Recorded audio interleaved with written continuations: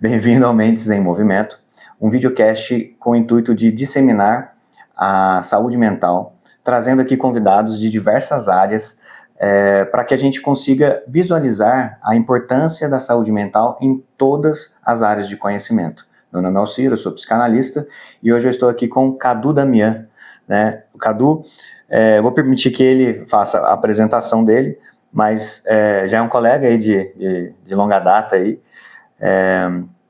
e compartilha também da mesma profissão, né? Além de psicanalista, eu sou educador, docente, o Cadu também. E vamos lá, Cadu, para começar, né, conta pra gente um pouco sobre quem é o Cadu Damian, tua trajetória e como você chegou a trabalhar com aprendizado, inovação e liderança. Muito bom dia, Alcir, muito obrigado pela oportunidade, bom dia a quem está acompanhando também.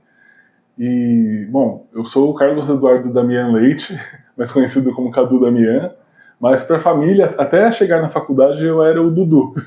Legal. Para os meus pais, José Carlos Leite, minha mãe Márcia Regina Damian Leite, e eu ganhei esse apelido na época da faculdade e acabou ficando, e até porque acaba facilitando a comunicação com as pessoas. Eu adotei inclusive como marca, porque eu atuo como, além de ser professor há 20 anos, eu também sou palestrante, mentor, então nessas áreas eu acabo usando a marca, digamos assim, né? Cadu Damian acaba sendo um nome que facilita as pessoas aguardarem e acaba sendo usado como marca também.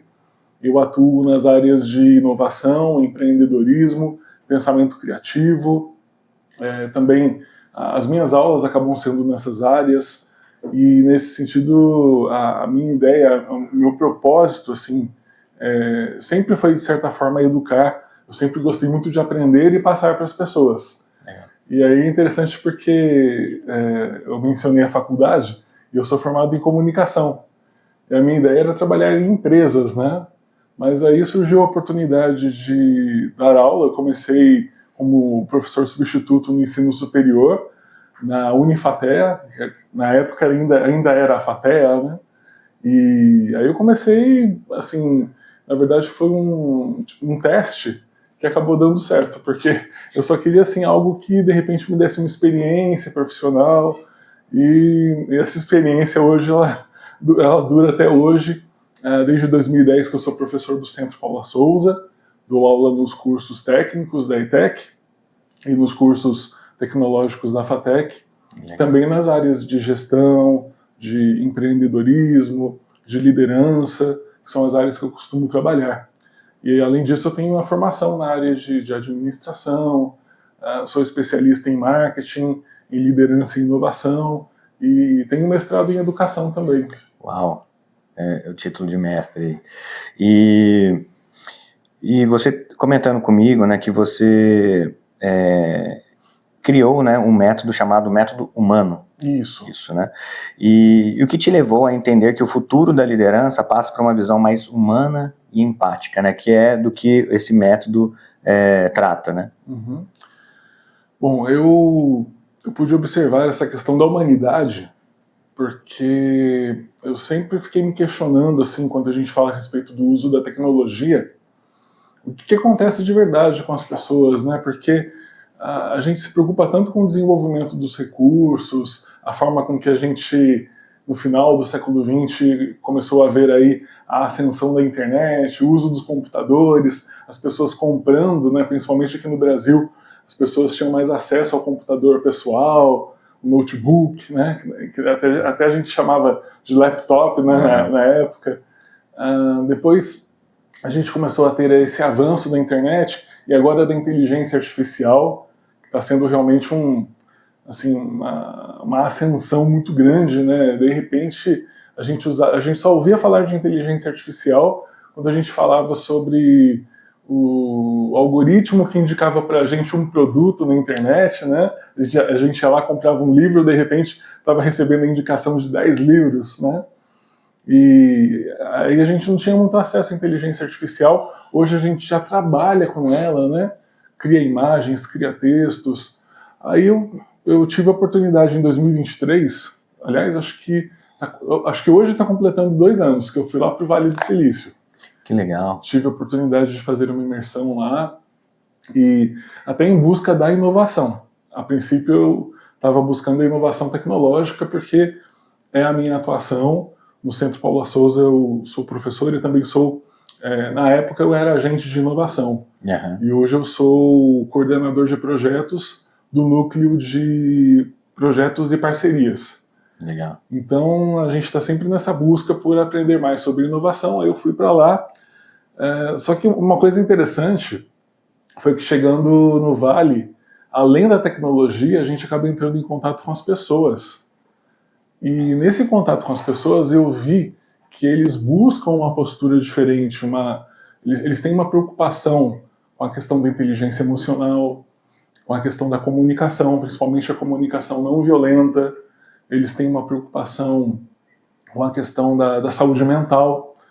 Então, até as empresas, até as startups que a gente fala, né, empresas pequenas que estão ali começando com uma ideia tecnológica para buscar um incentivo, ou até mesmo já estão ali com um produto e estão crescendo ali numa velocidade muito rápida.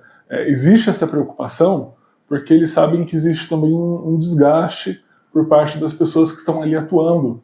Quem trabalha, principalmente na área da tecnologia, tem um estresse muito grande porque eles estão ali em busca de desenvolver aquele produto o mais rápido possível, e aí existe um estresse porque eles trabalham horas seguidas, tem muitos casos assim que não se alimentam direito, então entra toda uma questão da saúde básica, né? A alimentação, sono, a questão da ansiedade, né? A preocupação em entregar aquele projeto no prazo adequado. Então eu fui notando essas questões, e apesar de não ser especialista na área, eu sempre tive também uma preocupação com a questão da inteligência emocional. Aí eu voltei, aí eu fui pensando nessa questão da humanidade que a gente tem que ter em meio à inteligência artificial, e eu até brinco que a ideia principal seria uma humanização da inteligência. E aí eu pensei num método que fosse pelo menos para iniciar uma reflexão nas pessoas, que pudesse dar base para as minhas mentorias. E aí eu pensei nesse método humano, e o método humano ele basicamente é formado por essas 6 letras, e cada uma vai representando um item que eu acredito que é importante não só para o líder ser mais humano, mas para que as pessoas pensem um pouco mais sobre a própria humanidade. E os 6 itens seriam a humildade, a união de propósitos, aí você tem a mentalidade criativa, a autenticidade, a nutrição do potencial e a ousadia. Esses são os 6 itens que compõem o método. Muito legal.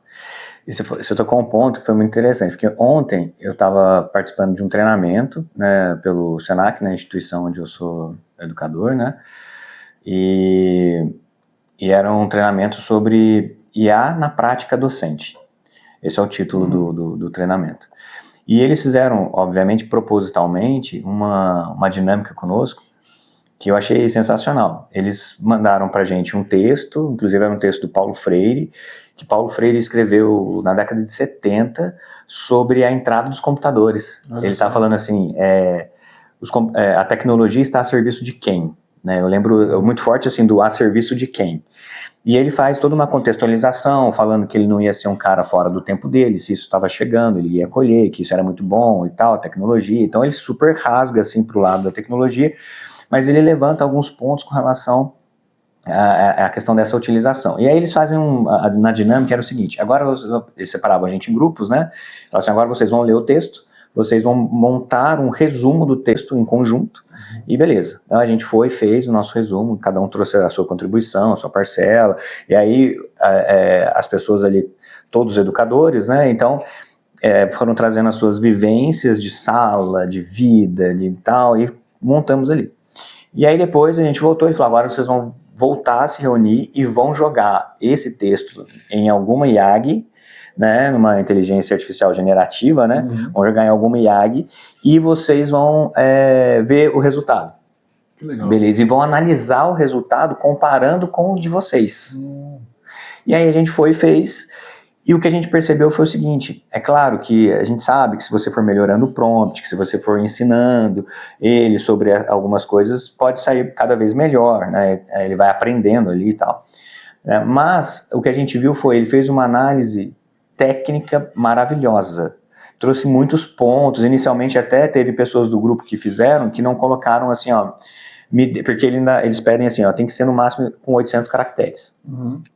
E aí tem alguns docentes lá que não colocaram essa informação, então ele trouxe assim um conteúdo extenso sobre o livro, trazendo vários pontos de vista, interessante. E depois a gente mandou sintetizar e ele trouxe. Só que quando a gente comparou o nosso com o dele, foi unanimidade do grupo assim, o nosso está muito melhor que o da IAG. Por quê? Porque a gente conseguiu levar, nós trazemos conosco o lado humano, né, da questão da sala de aula, né, vários pensamentos, vários insights que, por estar em sala de aula, nós temos que a IAG não tinha.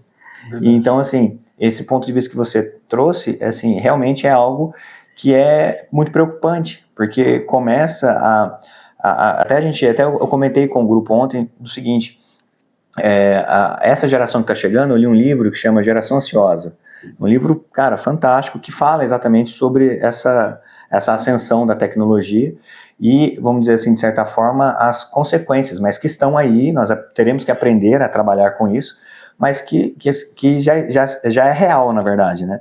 Que, por exemplo, hoje, para pedir comida, eu não preciso sair mais, como, por exemplo, é na minha geração, né? Eu tenho 44 anos, então você não precisa mais, no iFood, nem bebida, né? Porque bebida você vai, hoje tem aplicativos aí, tipo, como o Zé Delivery, tem uns serviços aí que você usa, né? E a bebida chega na sua casa, né? Então a comida chega na sua casa, a farmácia, você pede, você não precisa sair, né? Jogos, antes para jogar, eu tinha que estar num quarto, para jogar em galera, eu tinha que estar num quarto, né? Com um Atari, tipo, eu sou da época do Atari, ali um Nintendinho. Eu também.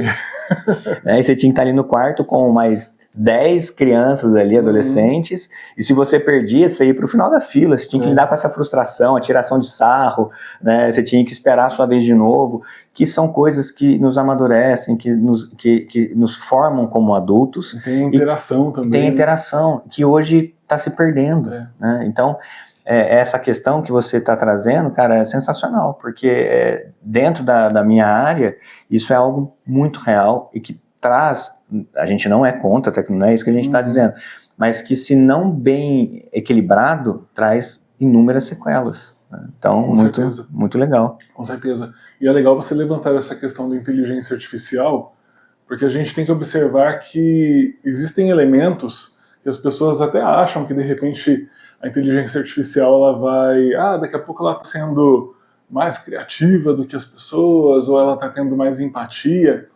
E existe uma tendência para isso, porque você pega alguns vídeos, quando o Elon Musk fez o evento lá ele fez um evento lá da Tesla, que ele lançou aqueles robôs, né, que até acho que o nome do evento era iRobot. Acho que faz um ano, inclusive, acho que foi dia 10 de outubro de 2024.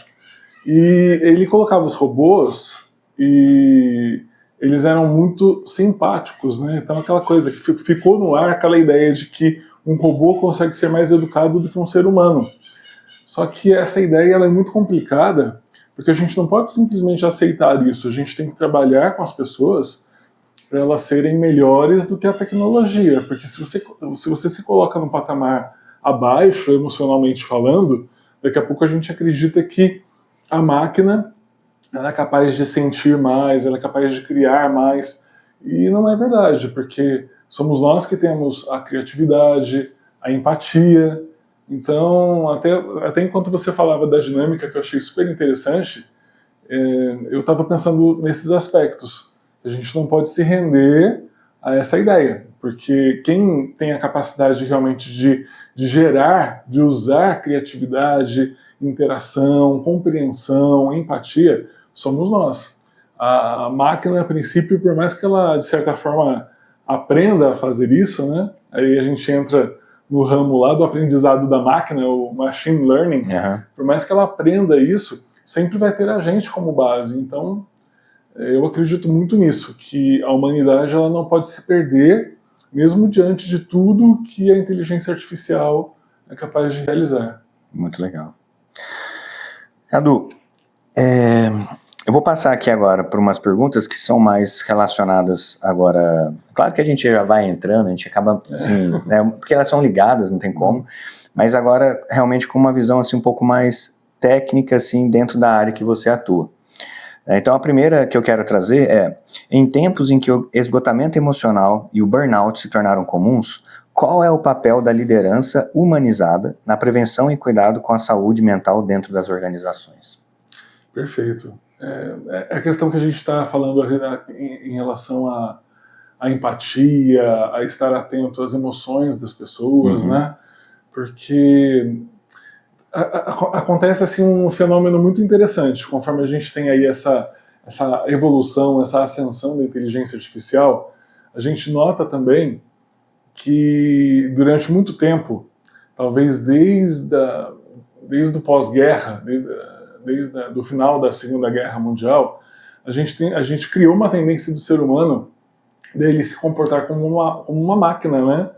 Porque é claro que essa tendência vem desde lá da Revolução Industrial, aí a gente lembra do filme do Chaplin, né? Charlie Chaplin, Tempos Modernos, que ele está lá se comportando como máquina lá naquela época. Então sempre existiu essa tendência de cobrar o ser humano para que ele tivesse um comportamento mecânico mesmo, né? E a gente estendeu isso até agora. E eu acredito que você, como profissional da saúde mental, você acaba analisando muito isso. O desgaste que as pessoas trazem, eu acredito que é muito disso, das pessoas se cobrarem em termos de produtividade, em termos de gestão do tempo. Elas queriam literalmente funcionar como se elas fossem um relógio, né? Trabalhar como se elas fossem realmente um computador. E aí a gente acaba vendo o seguinte, que primeiro começou com a internet, que a gente acabou vendo que a ideia da educação bancária, que é do Paulo Freire, ela foi quebrada porque, no fim das contas, antes você precisava literalmente decorar tudo. Aí, de repente, você tem uma fonte de conhecimento que é só você digitar lá o que você procura, isso era o caso lá do Google, né? A gente encontrava o conhecimento que a gente precisava. E agora a gente tem isso também com inteligência artificial. Ela não só faz a pesquisa, mas ela traz ideias, traz algumas soluções. Eu sempre gosto de dizer que ela traz as soluções, mas é interessante que a gente analise, que a gente reflita sobre isso, para ver se é realmente o que a gente procura. E até você mostrou aí na dinâmica que, em muitos casos, eu acredito até que em 90% dos casos, a nossa solução ainda é melhor. A gente só precisa complementar com aquilo que ela traz. Perfeito. E aí a gente vê que existe aí uma tendência da tecnologia, inclusive com inteligência artificial, ela executar funções que antes a gente achava que era obrigado a fazer, que eram funções mais mecânicas, repetitivas, que não tinham uma demanda muito grande de criatividade. E agora que a gente sabe que a inteligência artificial faz isso, a gente pode retomar essa questão da humanidade. Então o líder ele tem que enxergar isso, ele tem que pensar nessa questão do papel que os colaboradores têm dentro de uma empresa, pensar que hoje eles podem contar com diversos recursos. Por exemplo, preciso elaborar um relatório de uma reunião, preciso elaborar uma ata. Hoje a gente está fazendo uma reunião, a gente está fazendo uma videochamada. Você já coloca a IA para ouvir e ela faz a ata. Exatamente, aí a inteligência artificial ela vai lá, ela trabalha em cima daquilo, te entrega o relatório assim que a reunião termina, te entrega a ata, faz memorando, faz relatório. Então, esse trabalho já tem ali alguém, digamos, já tem ali um recurso que vai fazer. Então a gente pode se preocupar com outras questões. Então eu digo que o líder, hoje ele tem a oportunidade de deixar de lado a gestão operacional das coisas e pensar na gestão estratégica das emoções. Estar mais atento aos colaboradores, pensar no que eles precisam de verdade. Eu estava realizando uma palestra em Pinda, e eu fiz na FASC, né, que é a Faculdade de Santa Cecília. Só que eu fiz assim, tinham os alunos, mas lá na frente tinha um grupo de empreendedores. E aí, num dado momento, uma empreendedora ela perguntou como que eu faço para notar, para saber quando a minha colaboradora vai precisar de uma assistência, né? Assim, quando ela vai precisar buscar um profissional.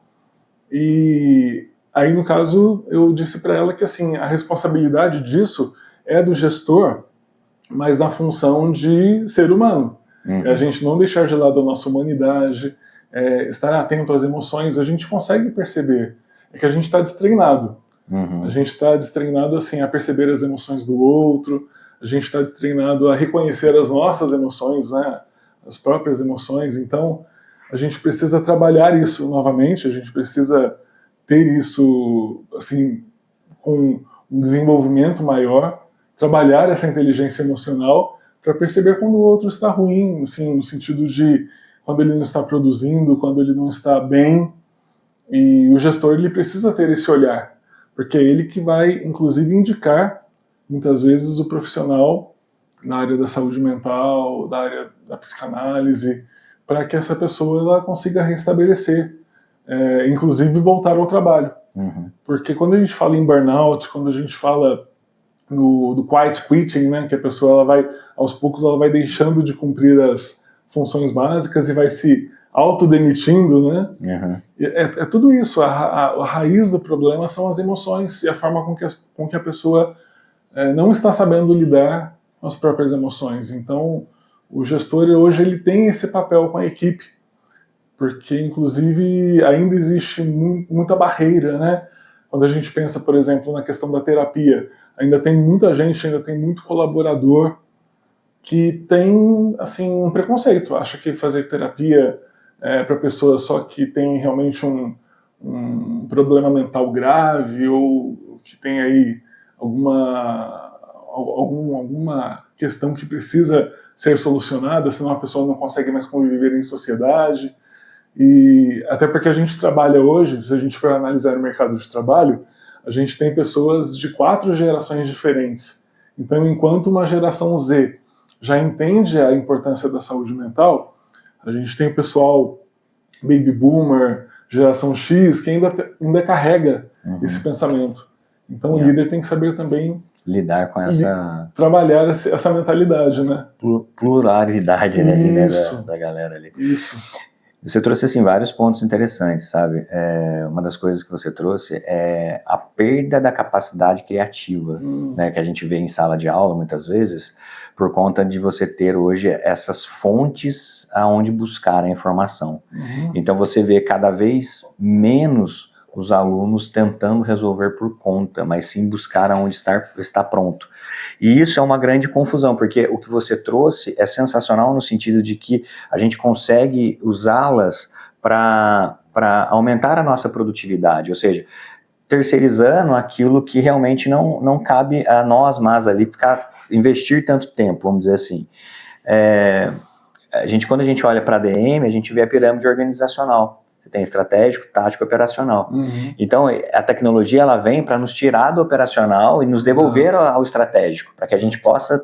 Só que se você começar a usar a IA, inclusive, para matar a sua capacidade criativa, ou seja, ficando, de certa forma, ali, preguiçoso mentalmente, tipo, ao invés de pensar, eu vou pegar o que está pronto.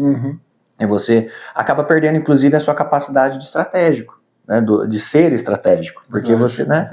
Então, assim, isso é uma coisa que a gente debateu ontem também no treinamento, né? Que é esse cuidado, esse zelo que a gente tem que ter em sala de aula, porque, cara, isso está acessível no celular, em qualquer lugar, tendo acesso à internet, você usa, né? E outra coisa que você trouxe, assim, que eu achei marcante foi com relação a essa... Você usou uma palavra assim, muito, muito bonita, polida ali, né? Tipo assim, nós estamos destreinados. Eu vejo que sim, nós estamos destreinados, mas assim, eu vejo que parte desse nosso estar destreinado é porque assim, o nosso dia está tão corrido, tão atribulado, assim, tão atarefado, que a gente olha para as pessoas, às vezes a gente até percebe, mas você fala assim, cara, se eu cutucar, eu vou ter que parar e dar atenção, eu não tenho tempo para dar atenção. Então, eu já nem pergunto se tá bem, eu só passo para dar um bom dia, eu não falo mais assim, você tá bem? Porque se eu falar assim, você está bem, eu Eu dei a oportunidade da pessoa falar. E aí, de repente, se ela vier falar, só falta, tipo, no caso, eu falar assim, olha, eu não queria saber não, eu só perguntei por educação. Então, eu vejo que parte desse estar destreinado é porque a gente parece que não quer mais isso. É o que você vem trazendo aqui ao longo do nosso bate-papo. Esse lado humano está se perdendo mesmo, de fato. E aí a gente olha e fala assim, não, cara, eu já tenho minhas coisas aqui, meus problemas aqui, minhas coisas... Cara, não vou nem perguntar, porque se eu perguntar, ele vai querer abrir a caixinha para mim e eu não quero saber. Né? Ou às vezes eu até quero, mas não tem tempo, né? Então a gente vê assim, esse distanciamento, né, de amigos, pessoas, você já não tem muito mais tempo para visitar as pessoas, para estar com pessoas, né, e isso é o que faz com que a gente não tenha mais como dar vazão a essas situações e a gente acaba adoecendo. Né? A psicanálise ela traz isso, a cura vem pela fala. Né? O Freud trouxe isso muito forte. E ele percebeu que muitas doenças mentais que estavam relacionadas a problemas, elas começaram a ter assim, os sintomas começaram a ser amenizados no momento que as pessoas falavam.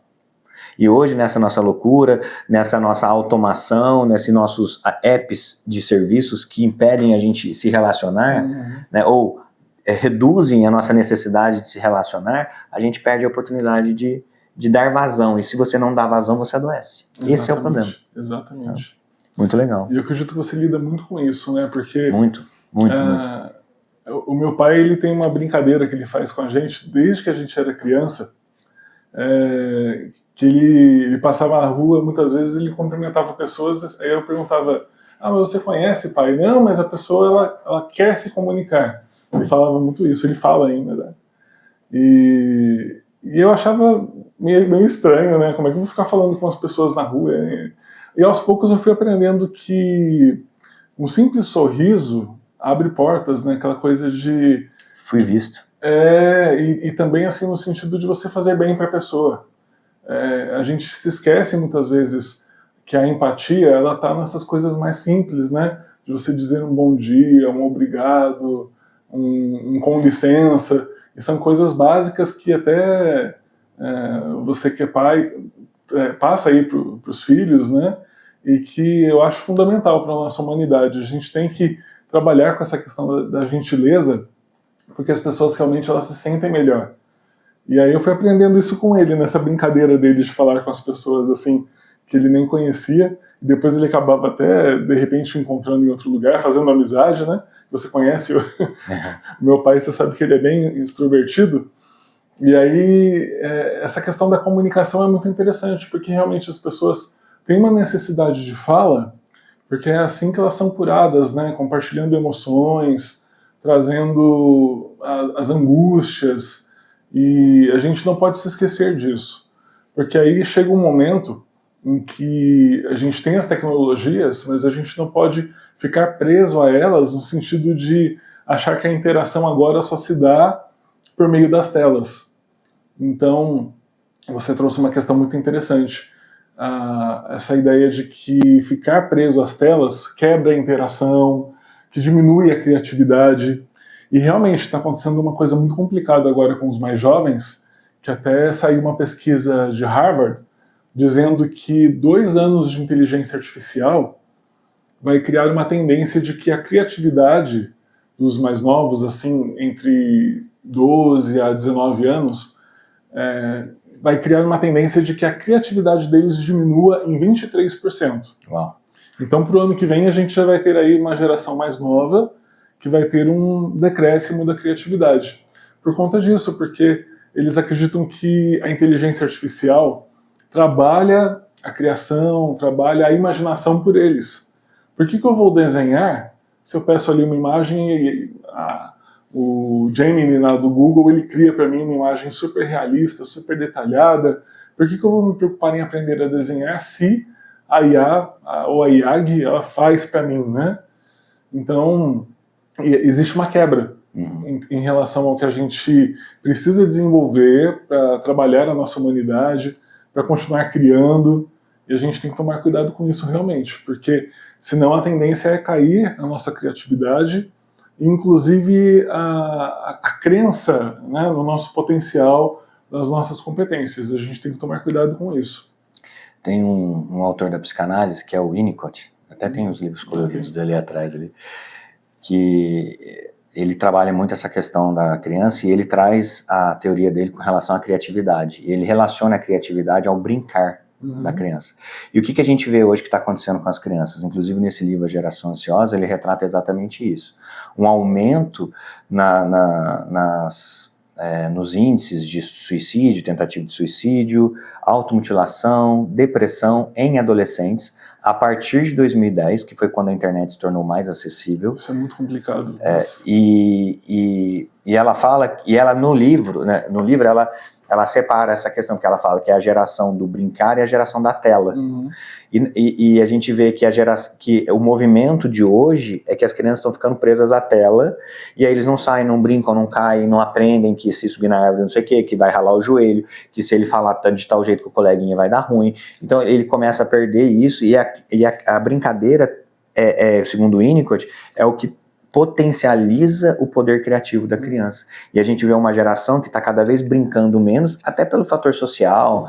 Antigamente a gente podia sair para a rua, brincar, hoje a gente não consegue mais deixar o nosso filho na rua brincando, é complicado, né? Então a gente tem N variáveis aí, não é só culpa das telas, né? Mas a gente vê que é uma geração que está ficando preso na tela, e aí deixa de brincar, e o deixar de brincar afeta diretamente no processo criativo da criança. Então está vindo uma geração, não só por conta de IAG, por conta de tela, mas também por falta do brincar, né, que vai se tornar cada vez menos criativa. São vários fatores, né, vários que acabam casando aí. Você tem a questão da preocupação com a segurança, né, a segurança social, que aí você pensa, poxa, não dá mais para deixar o pessoal... a criança, o jovem na rua, né? Então a gente tem que realmente pensar nisso, outras soluções para que não se perca essa questão do brincar, que é tão importante. Exatamente. Porque eles perdem até a noção de corporeidade, né? No Senac a gente trabalha muito com a questão da metodologia ativa, que vem ali através de Paulo Freire, Pacheco, na Escola da Ponte, e a gente trabalha muito isso porque na metodologia ativa a gente meio que devolve um pouco isso. Porque eles aprendem a aprender. Então eles são obrigados ali de alguma forma a eles pesquisarem, a eles correrem atrás, a eles fazer, e aí você volta a exercitar o potencial criativo deles. Então o Senac ele não trabalha mais com a metodologia antiga ali de certa forma, né, o professor como o protagonista ali da sala, né, aquela imagem, né, tal. E não, lá os alunos, né, são protagonistas, né, lógico, outras instituições também usam isso, mas eu falo porque é da onde eu venho ali, vamos dizer, né, então isso é uma coisa que a gente trabalha para tentar retornar um pouco essa questão. Cadu, vamos lá. Uma outra pergunta aqui o pilar da autenticidade é central no método, né? Na tua visão, como um líder autêntico pode ajudar a criar ambientes psicológicos mais seguros, onde as pessoas sintam que podem ser quem realmente são? Perfeito. Essa parte, assim, essa questão da autenticidade, ela é muito bonita, porque aí o líder, ele lembra que ele também é humano. Porque quando a gente analisa aquele contexto que a gente acabou de mencionar em relação ao administrador, né, aquele gestor que, na verdade, não era nem líder, a gente lidava muito com um gestor há uns 30 anos atrás até, a gente tinha muito ainda aquele pensamento de que o gestor ele era o chefe, né? Aquela pessoa que delegava funções, chegava com voz de comando e tinha que estar sempre ali atento à produtividade no sentido de quantidade, né? Quanto mais os colaboradores produziam, mais eles tinham ali aquele olhar mais atento do chefe com relação à competência. Então, o colaborador, ou seja, o funcionário, como a gente falava, né? O funcionário que produzia mais era aquele que tinha o melhor rendimento, aquele que era mais competente. E isso era um reflexo do que a gente tinha na escola. Na escola, quem produzia mais em termos de texto, em termos de copiar matéria da lousa, quem produzia mais na prova, sempre era colocado como um aluno mais inteligente. E aí, quando a gente tem essa mudança de postura em relação à qualidade, em relação às competências socioemocionais, as famosas soft skills, né?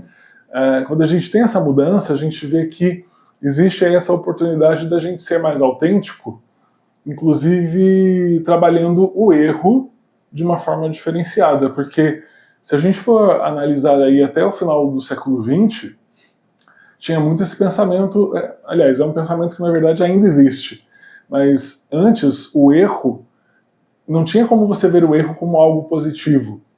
As pessoas sempre colocavam o erro como sendo aquela coisa que tinha que ser evitada a todo custo, que a gente não podia cometer um erro, que senão a gente já tinha ali uma culpa muito grande que vinha desse erro. Inclusive, eu acredito que você acaba lidando com muitos casos aqui que nascem disso, né? Erros que foram cometidos na escola, erros que foram cometidos com a família ou no trabalho, e a pessoa fica se culpando, fica remoendo, fica revivendo aquilo por anos, né? E aí a gente aprende hoje, quando a gente pensa na questão da inteligência emocional, que a gente pode ser autêntico até na questão dos erros. E aí quando a gente pensa nas empresas que são mais modernas, as startups, elas têm uma filosofia que é baseada no método Lean Startup, que é aquela coisa de você ter o pensamento mais enxuto, de você ir direto ao ponto, trabalhar aquilo que realmente é necessário desenvolver. E aí você começa a pensar que o erro, ele existe. Aí vem a frase, você tem que errar rápido e corrigir o mais rápido possível.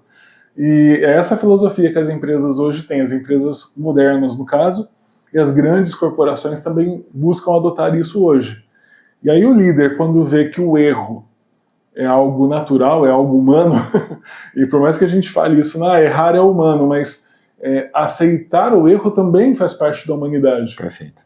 Então a gente tem essa questão de ser autêntico e que hoje a gente tem essa permissão para assumir a nossa vulnerabilidade.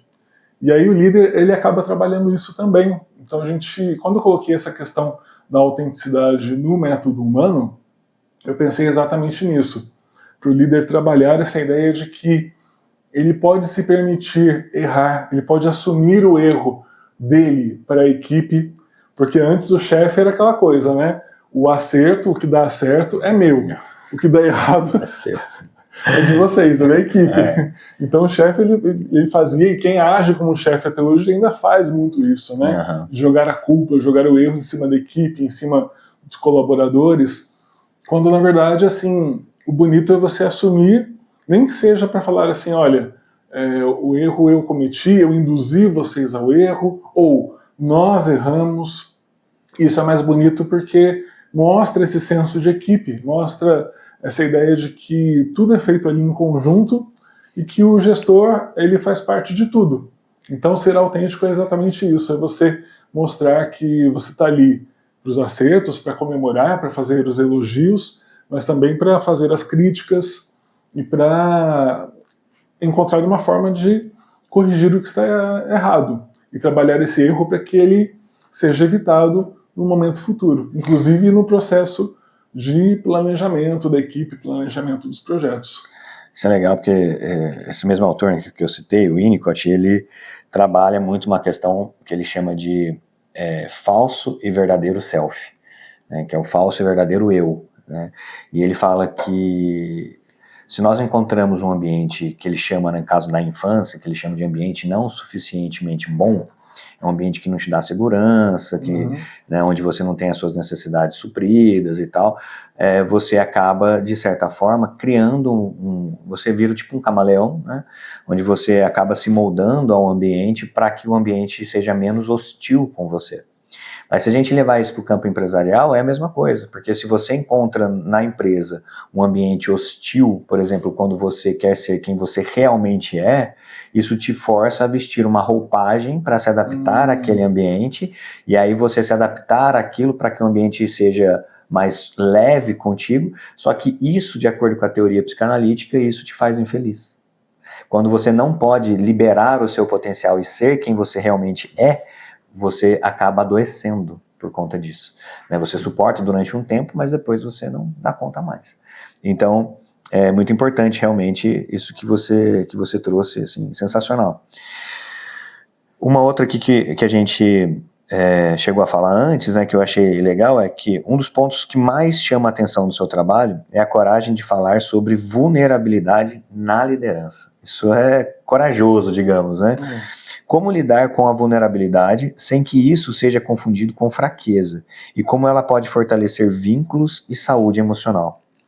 Perfeito. Aí entra nessa questão da autenticidade. E você mencionou uma ideia muito boa que, assim, hoje a gente está preocupado com a questão do ambiente de trabalho, né? E quando a gente pensa numa forma pela qual a empresa ela pode lidar com os erros, lidar inclusive com os conflitos, fazer a gestão de conflitos de uma maneira mais amistosa, isso tudo colabora para que o ambiente de trabalho ele seja mais saudável. E hoje acontece uma coisa muito interessante com as gerações mais novas. Elas entram no mercado de trabalho e hoje essas pessoas elas valorizam mais um ambiente de trabalho saudável do que um salário, do que um bom salário. O salário ele é visto ali em terceiro, quarto lugar. Antes disso vem a questão do ambiente de trabalho saudável, da interatividade. E eu acredito que entra exatamente nisso, essa questão da vulnerabilidade, é você, de certa forma, assumir as suas fraquezas sem que as pessoas julguem você. Então, quando a gente fala a respeito da possibilidade de você ser autêntico e até ser vulnerável, primeiro de tudo tem que se criar um ambiente de trabalho em que as pessoas não sejam julgadas pelo erro. E esse é um grande desafio, porque assim, quando a gente pensa em tanto o ambiente de escola, de sala de aula, quanto o ambiente de empresa, o que a gente ainda mais tem é uma cultura que trabalha em função do acerto. Então o erro ele ainda é condenado. A gente está tentando, na verdade, é uma luta que existe, né, para que a gente tenha realmente uma tendência para que as pessoas vejam o erro como algo mais natural e que a gente precisa contornar, a gente precisa realmente aprender com ele. Até a capacidade criativa, ela só existe por conta do erro. Tem aquela famosa frase do Thomas Edison, né, quando o jornalista foi lá, fez a entrevista com ele, aí ele falou assim, quer dizer que para o senhor descobrir a lâmpada elétrica, o senhor errou cerca de 10 mil vezes? Aí ele falou assim, não, eu não errei, eu só descobri 9.999 maneiras de não criar a lâmpada. Boa. Então, foi uma resposta genial, porque é exatamente isso. Existe uma tendência que a gente precisa trabalhar com essa questão da autenticidade, que é a de fazer com que as pessoas enxerguem o erro como um sucesso parcial. Isso é muito importante, porque se a gente for enxergar o erro de uma maneira mais racional e não emocional, não colocar assim o julgamento, a culpa, a frustração em cima do erro, quando a gente para e fala assim, vem cá, mas por que eu errei? Será que tudo ali foi um fracasso? Será que tudo ali deu errado? E aí você vai analisando que você estava no caminho certo e você alcançou 50% daquele objetivo inicial, daquela meta. Aí alguma coisa deu errado depois. Aí o que você faz? Você pega aquilo que deu certo, você mantém e você corrige o que deu errado. E é assim que hoje a gente acaba tendo a questão da atuação no mercado de trabalho de uma maneira mais flexível, de uma maneira que você usa ali a inteligência emocional e tem a concepção até do que a gente chama de agilidade. Só que o pensamento ágil, a agilidade, não é só você fazer as coisas de uma maneira rápida. E hoje a gente está muito apegado à velocidade. Tanto é que é muito interessante, você como profissional aí da área da saúde mental, você deve observar muito isso, né? Que as pessoas elas falam muito essa questão de tô na correria, tô correndo, meu dia tá corrido. Só que aí esse correr, essa preocupação com a pressa, acaba sendo só uma questão de velocidade mesmo. A pessoa ela quer disparar, ela acha que tem que fazer tudo muito rápido e ela se esquece de trabalhar o direcionamento, ela se esquece de trabalhar o foco, porque nessa questão da velocidade é muito comum que a gente faça muitas coisas ao mesmo tempo e aí a gente não termina nada. A gente vai fazendo as coisas e elas ficam ali... Abre várias frentes, né? Exato, elas ficam ali meio que à espera para que a gente finalize. Só que a gente está tão ali na pressa que a gente se esquece que a pressa é inimiga da perfeição, digamos assim. Então, para a gente se aproximar da perfeição, porque a gente não é perfeito, a gente precisa trabalhar sem a pressa, a gente precisa reduzir essa velocidade, trabalhar mais o foco, trabalhar mais a questão da flexibilidade. Isso é muito importante. Então, Legal. é reduzir a velocidade em busca de realmente reconhecer que nós somos vulneráveis e que muitas vezes a gente precisa trabalhar com uma pressa menor, ou seja, reduzir ali a forma com que a gente acelera as coisas. Muitas vezes a gente precisa fazer pausas, e acredito que você sabe melhor do que eu que as pausas, elas são saudáveis. A pessoa ter um momento ali de reflexão, de meditação, de contemplação, né? Assim, contemplar as coisas, isso é muito importante. E entra nessa questão de ser vulnerável. Então, conforme você vai reconhecendo que o erro faz parte da sua vida e que você encontra formas mais eficazes de você corrigir, isso entra na autenticidade, isso muda o seu pensamento enquanto gestor, você muda a cultura da empresa e aos poucos a sua equipe acaba trabalhando isso também. As pessoas acabam adotando isso como uma filosofia e eu acredito que a maior conquista hoje para um gestor é ver que na sua empresa as equipes elas trabalham dessa forma, uma forma autêntica, uma forma pela qual eles reconhecem o erro, corrigem e atuam com a maior assim, tranquilidade possível nesse sentido, buscando realmente acertar na medida do possível, mas ao mesmo tempo produzir de maneira qualitativa, continuar ali interagindo e criando, que é o mais importante. Perfeito. Tem um autor da psicanálise que é o Bion, que ele fala muito sobre isso, a questão da frustração, né? E ele fala que a tendência natural de quando se frustra, e ele fala isso, né, ali analisando até mesmo lá de trás, a questão do bebezinho e tal. Então, ele às vezes chora de fome e, por exemplo, e a mãe de repente não tem uma determinada velocidade para chegar para amamentar, e ele entende que, pô, não tem, então eu vou ter que me virar aqui de um outro jeito. E aí é onde você, através da frustração, você começa a ter que desenvolver outros caminhos, né? Então, eu acho que, mais uma vez, assim, é bem interessante, né, porque o seu método humano, né, óbvio que você está olhando exatamente isso, e como, então, vamos dizer assim, a psicanálise, que é a minha área mesmo de atuação, converge, né, com tudo isso que a gente vem falando aqui, né, porque exatamente. se trata de seres humanos, né. Cadu, a liderança tradicional muitas vezes prioriza metas e resultados, mas esquece de olhar para o sofrimento psíquico das pessoas. A gente até já comentou aqui algumas coisas, né? Mas assim, quais são os sinais de alerta que um líder precisa aprender a reconhecer para intervir antes que o emocional da equipe entre em colapso? Perfeito. Enquanto você falava sobre a frustração, eu estava pensando exatamente sobre essa questão de que hoje a gente está numa sociedade que a gente precisa aprender a lidar com o erro e precisa também reaprender que a frustração ela faz parte do processo de aprendizagem. Porque quando a gente pensa nas novas gerações, a maneira pela qual eles muitas vezes não sabem lidar com os problemas, é porque a gente tem uma tendência a achar que a nossa obrigação é fazer com que os mais novos não tenham frustrações. Existe hoje na sociedade um pensamento que é assim, porque se pensa que se eu posso evitar que o mais jovem sofra, por que eu vou fazer ele sofrer?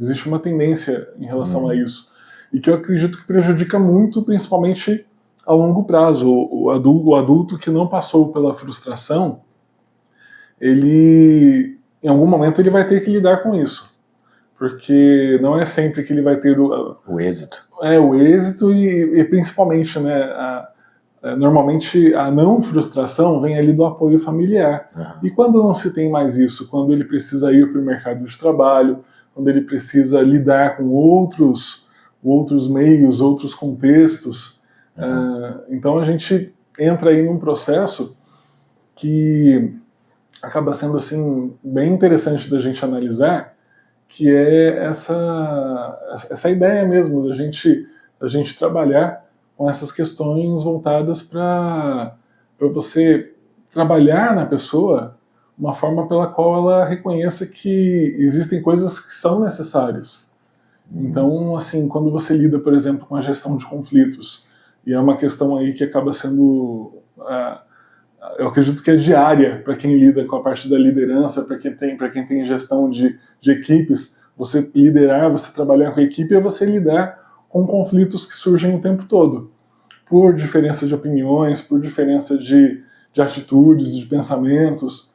Então, lidar com essas diferenças é um exercício que acaba sendo totalmente pertinente quando a gente fala a respeito da liderança, dessa questão da autenticidade, e você criar esse ambiente que seja propício para isso acaba sendo fundamental. Perfeito. E assim, eu até, na verdade, como eu digo, né, eu não sou especialista na área da saúde mental, mas a gente acaba observando essa tendência realmente de ter de se repensar a maneira pela qual a frustração ela acaba sendo algo assim que precisa ser trabalhado de uma maneira diferente, para que as pessoas realmente tenham aí a possibilidade de encarar isso de uma maneira diferenciada e entender que faz parte da vida, faz parte realmente do processo de desenvolvimento humano.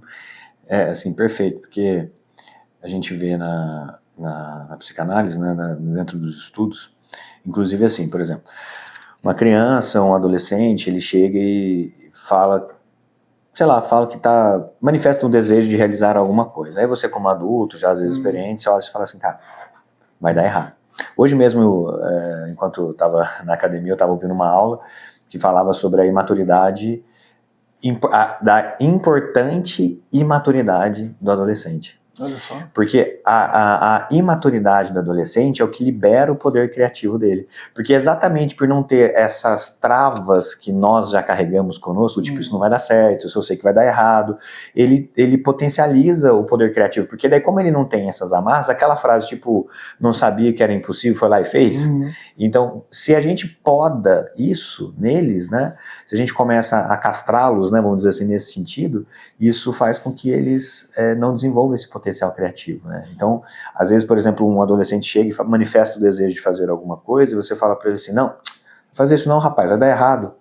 Então você ali impede ele, né, de desenvolver aquilo, de passar por essa frustração que vai fazer ele ter que olhar para um outro caminho. Então, às vezes, você sabe que vai dar errado e você tem que deixar ele fazer.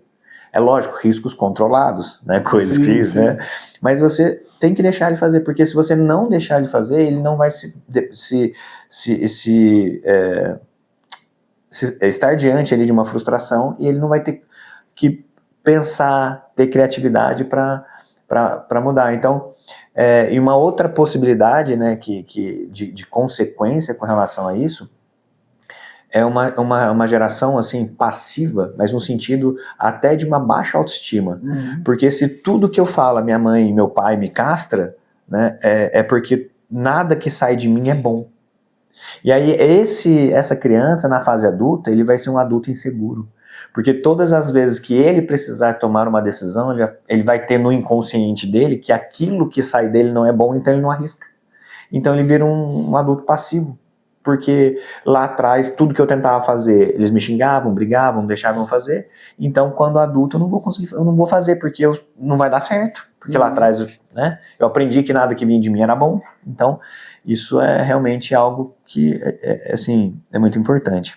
Com certeza, é muito interessante essa análise, viu? Porque eu não tinha parado para pensar nesse sentido, que você, evitando a frustração, você acaba até gerando mais frustração, né? Exato. Porque ele fala, cara, eu acho que eu sou ruim, acho que...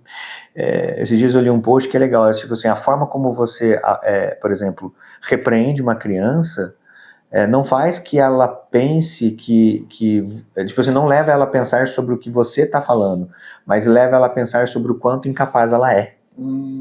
Você entendeu? Então, por exemplo, assim, pô, você só faz esse tipo de coisa. Então, tipo, ela não tá pensando, minha mãe tá tentando isso aqui, ela fala assim, não, eu sou uma pessoa má. sabe? Então, ele leva isso para ele não olha com o olhar, porque ele ainda não tem essa capacidade cognitiva. Então, ele leva mais para ele. Ele começa a fazer uma análise dele e achar que aquilo tudo é ele, né? Então, e já pegando esse gancho, eu vou emendar aqui uma outra pergunta, né, que diz assim, como a inteligência emocional está no centro do seu trabalho, pode ser desenvolvido de forma prática, porque a gente está falando exatamente sobre isso, né?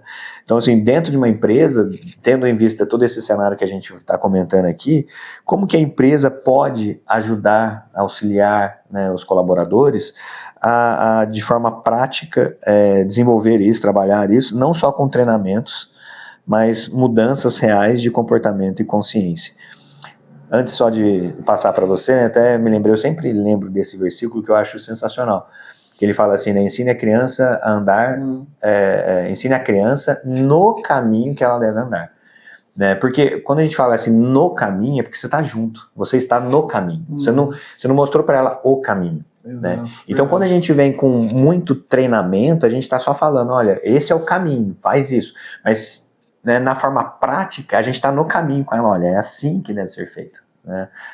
Eu sempre uso isso, porque é até clichê meu isso aqui, mas fica até repetitivo, mas é aquela frasinha, né, aquele jargãozinho, né, tipo, palavras convencem, o exemplo arrasta, né?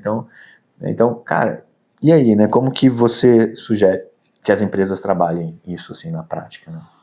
Achei muito bom esse exemplo do versículo, porque eu mesmo não tinha parado para analisar isso, né? Assim, a gente acredita que o processo de educar é muito do apontar e realmente faz toda a diferença quando a gente pensa que você ensinar o caminho é muito menos eficaz quando você pensa assim, em ensinar no caminho. Enquanto você está percorrendo ali a jornada, você vai mostrando o que deve ser feito, não no sentido de obrigação, mas naquilo que é melhor para a pessoa que está aprendendo. E é muito interessante, porque quando a gente fala de liderança, a gente tem que lembrar que em sala de aula, o professor ele é um líder. E é ali que nasce, na verdade, a ideia de você ser líder, de você trabalhar a liderança de uma maneira mais igualitária, de trabalhar o processo enquanto o professor está ali trilhando realmente aquele caminho com os alunos, e porque isso se reflete no mercado de trabalho. O aluno de hoje é o líder de amanhã. Exato. Então, se você ensina a lidar ali com os erros, com as frustrações, ele vai para o mercado de trabalho com um pensamento diferenciado. E acaba sendo muito interessante, porque realmente, por sua vez, a escola é um reflexo da família. Então está tudo ali interligado, né? A forma pela qual a gente aprende, por exemplo, que muitas vezes a gente tem que aprender a fazer determinadas coisas, porque, e esse é um erro muito complicado, porque aí a gente entra na questão da dependência emocional também, né? Aquela ideia de que, por exemplo, o filho pensa que eu preciso ir bem na escola porque eu preciso agradar os meus pais, porque os meus pais têm uma expectativa de que eu vá bem, de que eu tire boas notas, quando na verdade seria muito mais saudável se os pais trabalhassem a ideia no filho, na filha, de que o aprendizado é um processo necessário e, independente dos erros, o mais importante é encontrar a sua forma de aprender as coisas. Perfeito. Porque quando a gente tem ali alunos que ficam muito focados na nota, e eu até tento quebrar um pouco isso com eles, né? Assim, existe aquela expectativa, não, mas eu tô com frequência, eu levei falta, mas por que ao invés de tirar 10 eu tirei 9? Por que ao invés de tirar 8 eu tirei 6? Então, é uma expectativa que fica muito na quantidade. E a gente tem que mudar esse pensamento para aquilo que é qualitativo. Exato. Porque senão existe a tendência realmente de você ter ali pessoas que vão crescer achando que o mais importante é você parecer ser e não ser de verdade. E aí entra a questão que você falou. Do falso self. Exato. E assim, hoje a gente tem que pensar que existe aí essa importância de que a gente demonstre, a gente trabalhe as atitudes, porque elas é que dão um verdadeiro exemplo. Não adianta só ficar falando. Exato. Quando você é o exemplo, quando você é o reflexo para o seu filho, para o aluno, ou até para o seu colega de trabalho, para o seu liderado, né, para o seu colaborador, você acaba, de certa forma, trabalhando ali uma mudança muito mais efetiva, porque a pessoa está vendo que você reflete aquilo que você tenta passar para ela, e aí essa pessoa ela vai falar assim, poxa, além de dizer o que eu preciso fazer, o que precisa ser feito, essa pessoa ela realmente vai lá e faz o que precisa ser feito. Então, nada mais sensato, nada mais justo do que eu tentar ali me espelhar e seguir ali o exemplo. Então, o exemplo arrasta, né, como você colocou aí. Não, perfeito. Eu vejo muito essa questão realmente, principalmente na criação de filhos. Nesses dias eu estava preparando um material até para uma palestra e falando sobre algumas consequências, por exemplo, do burnout e tal. E uma que, assim, foi bem impactante, assim, de certa forma, porque ele fala assim, né, se, por exemplo, você abraça, por exemplo, uma vida extremamente atribulada ali, vamos dizer assim,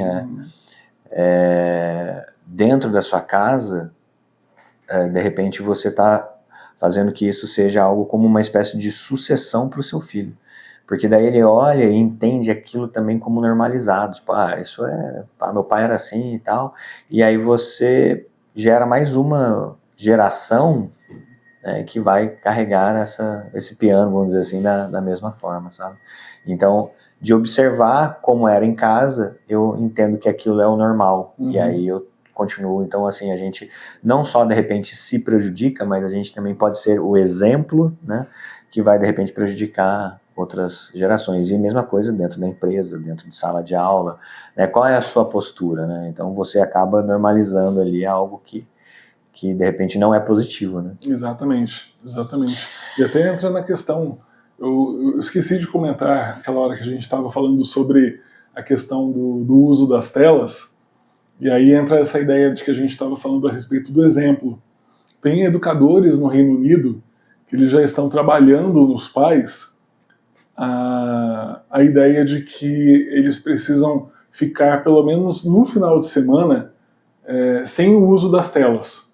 Então, olha só que interessante, está havendo aí um movimento de final de semana sem telas. Isso é até legal para a gente trabalhar aqui com o pessoal aqui no Brasil, porque... Inclusive eu, né? Tô falando geral, né? É que a gente acaba usando tanto para a questão de trabalho, de interação, que a gente se esquece, né? Que a gente precisa dar o exemplo.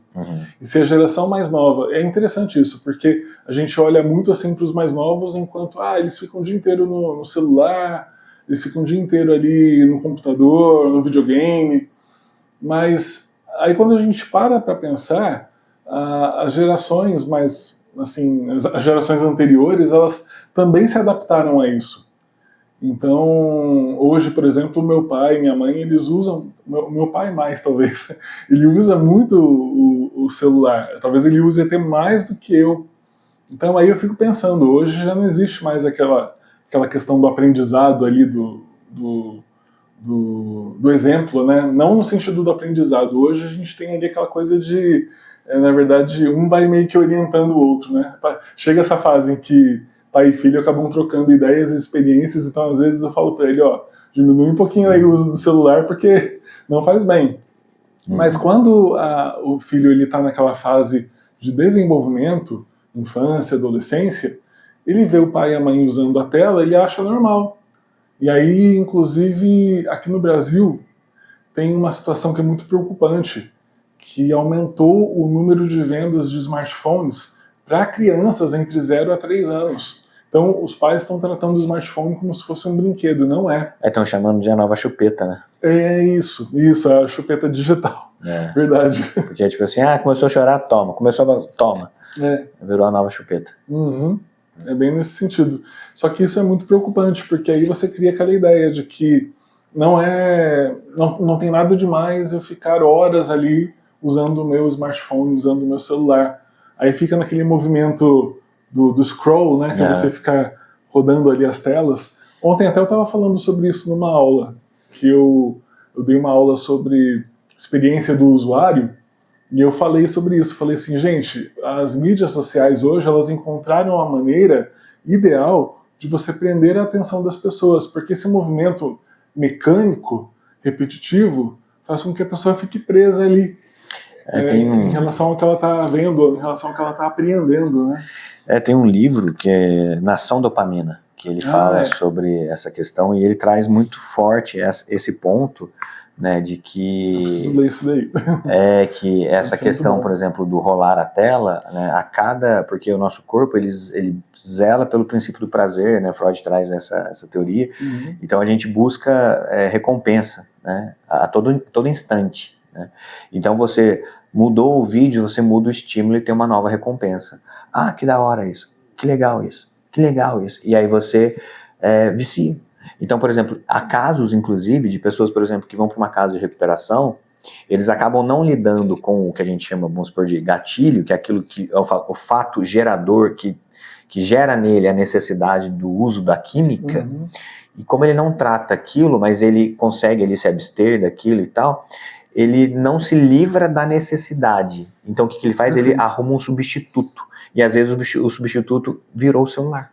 Olha só. A produção de dopamina, às vezes, pelo celular ali, substitui, inclusive, a necessidade deles usar droga. Olha para você ver. Então, eles trocam um vício por outro vício. Então, isso é algo, assim, muito sério, né? Cadu, para que a gente já caminhe aí para o encerramento. Foi rápido. Foi rápido. Bastante. Eu queria pedir para você que você... falasse aí para as empresas, para as pessoas, para os líderes, né? Assim, o que você aconselha, o que você traz para eles como mentor que também e tal, com relação a isso, né? O que eles podem fazer para trabalhar nas empresas dele, preparar as empresas, né? O que você traz para eles com relação a isso? Perfeito. Bom, a gente discutiu aqui diversas questões que eu acredito que são fundamentais quando a gente fala de inteligência emocional, quando a gente fala de lidar com o erro, de lidar com a frustração, para entender que isso faz parte do processo criativo. A criatividade, quando a gente analisa a criatividade de uma maneira mais assim, racional, a gente vê que ela é um processo em que o erro está ali, ele faz parte, e que a criatividade ela não nasce de uma maneira ordenada, as ideias elas vêm assim, como se fosse um turbilhão, quando a pessoa é muito criativa, e até não é à toa que a gente usa muito, por exemplo, nas empresas a técnica do brainstorm. Brainstorm é você deixar as ideias se manifestarem, fluírem ali, para que elas sejam registradas e a gente tenha a possibilidade de criar os projetos. E a gente não pode quebrar isso achando que o processo tem que ser ordenado, que as coisas têm que surgir numa cadência, porque se você não respeita a forma desordenada, muitas vezes, da mente trazer as ideias para depois, conforme a gente vai conversando, conforme a gente vai trabalhando em grupo, para que a gente organize isso, então você realmente acaba criando ali um ambiente em que a sua empresa, o seu modelo de negócio vai ter uma barreira muito grande na hora de trabalhar com a criatividade e com a inovação. Então o líder que quer ser mais humano, trabalhar realmente essa ideia da humildade, de você trabalhar com a comunicação de uma maneira não violenta, você argumentar mais e dar menos ordens, dar menos voz de comando, isso é muito importante. Trabalhar com essa autenticidade, nutrir potenciais, nutrir ali o potencial de cada colaborador, no sentido até de saber fazer um elogio. Isso é tão básico e tão importante para quem é liderado, a gente precisa de um feedback positivo. Então, todos esses elementos, na verdade, eles acabam contribuindo para a inovação.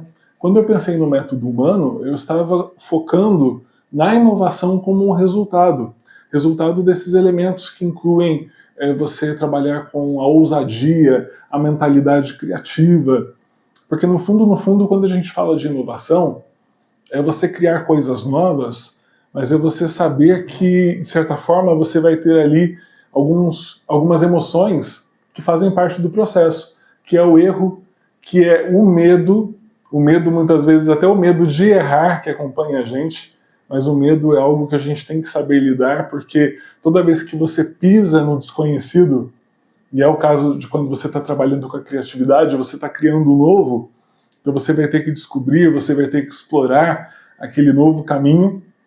Então é nesse sentido que a inovação ela tem que ser trabalhada, para que você supere esse medo e busque o novo. Lembrando que, como você bem mencionou, todos nós, todas as pessoas, quando a gente pensa em trabalhar com a inovação, a gente está não só apontando o caminho, mas todos nós estamos trilhando esse caminho.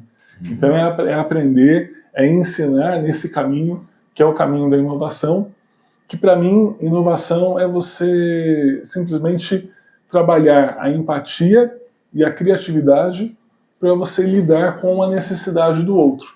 Então é você realmente olhar para essa dor, para esse problema que a pessoa tem, que a sociedade tem, e buscar o novo, trabalhando sempre a empatia, a colaboração e principalmente a ideia de que você pode criar o novo a partir do momento em que você vê a importância da gente continuar evoluindo em relação àquilo que nós precisamos criar, as soluções que são necessárias para a gente realmente atingir aí cada vez mais o bem comum, o bem de todos nós. Muito bom. E Cadu, para quem quiser de repente te convidar para uma palestra, contratar sua mentoria, como é que essas pessoas te encontram aí? Como é que você tá nas redes sociais, aí seus contatos, como é que tá isso aí? Perfeito. Como eu disse, né, como eu uso Cadu Damian como marca, é só procurar Cadu Damian lá no LinkedIn. Eu tenho um site também que é o cadudamian.com.br. Eu tenho um Instagram, meu Instagram é @cadu_damian. Eu tenho que lembrar que é Cadu com C, porque às vezes a pessoa escreve com K e não me encontra.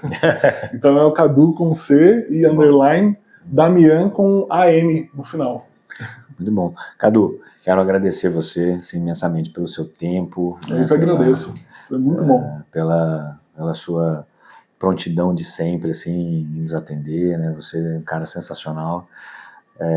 E, assim, eu aprendo muito aqui, né? Hoje foi, assim, mais um dia, assim, que eu saio muito melhor do que eu cheguei, assim. Então, quero agradecer você por compartilhar conosco, por essa troca, né? Por compartilhar seu conhecimento conosco. E, cara, obrigado. Deixa eu te cumprimentar. Você.